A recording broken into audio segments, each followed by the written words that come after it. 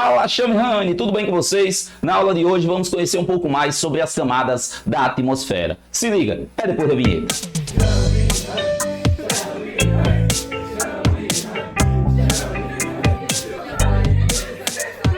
Como se formou a atmosfera terrestre? A nossa atmosfera, ela foi sempre assim? E esses gases que estão contidos aqui na nossa atmosfera, o que é que prende eles em nosso planeta? Vamos conhecer tudo isso na aula de hoje. A atmosfera se formou em um tempo bem distante. Claro que estamos falando em uma escala de tempo geológico, composto basicamente de 78% de nitrogênio, 21% de oxigênio e 1% de outros gases. Mas ela nem sempre foi assim, agradável. Não foi sempre desse jeito. Assim como a maioria dos planetas, a atmosfera terrestre, ela era composta basicamente por hidrogênio e hélio. Quando os planetas se formam inicialmente, são compostos em sua maioria de hidrogênio e hélio. Alguns átomos de hidrogênio formam laços com outros elementos, mas a maioria deles continuam soltos.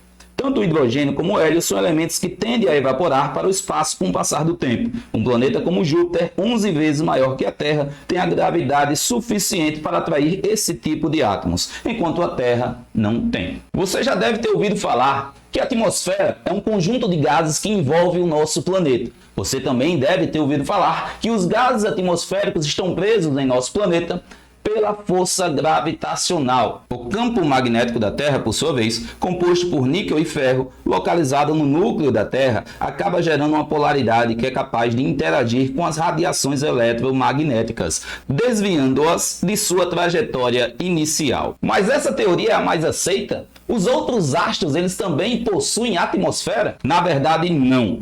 É necessário destacar que ainda não temos uma explicação para a origem do campo magnético e que alguns cientistas apontam que sua existência está ligada às correntes elétricas que circulam no interior da Terra.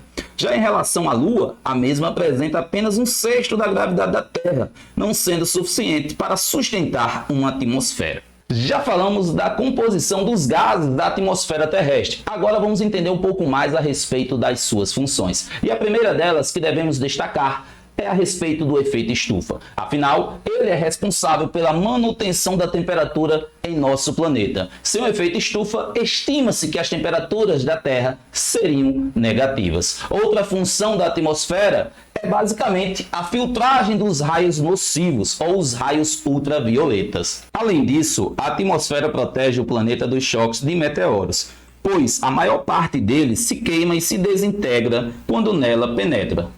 A atmosfera possui diferentes camadas com características próprias, e essas diferentes camadas contribuem para o equilíbrio térmico do planeta. No entanto, nem todos os cientistas concordam na existência dessas 5 camadas. Há uma certa divergência quanto a esse assunto. Vamos então começar falando da troposfera. É nessa camada que se encontra a maior parte dos gases, cerca de 75% para ser mais preciso. É nela também que acontecem os fenômenos meteorológicos, como as chuvas, tempestades de granizo e neve.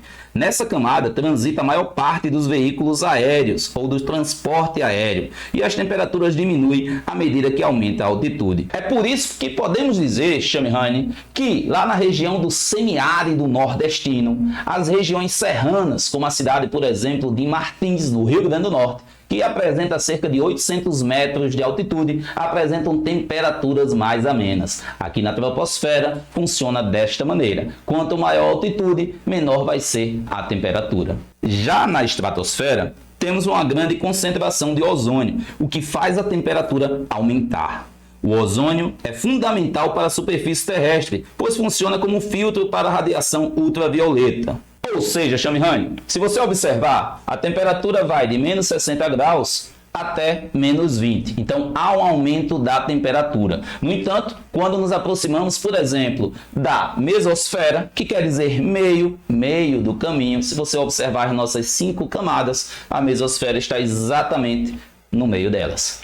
A temperatura ela volta à sua normalidade. Como assim? Ela volta a diminuir à medida que aumentamos a altitude. Isso acontece porque a concentração de gases ela é baixa e, consequentemente, absorve menos radiação solar. E na termosfera ou ionosfera, a temperatura volta a subir. Isso ocorre devido à concentração de nitrogênio e oxigênio, que absorvem grandes parcelas de radiação solar. É nessa camada que se localiza a nossa Estação Espacial Internacional, na termosfera. É aqui também, como você pode ver no nosso slide, que acontecem fenômenos como as auroras. Por sua vez, Shamihani, é na exosfera que nós temos, olha só, essa transição para o espaço sideral. Olha só que beleza. E é lá também que se localiza, por exemplo, os nossos telescópios espaciais e os satélites lançados pelos seres humaninhos.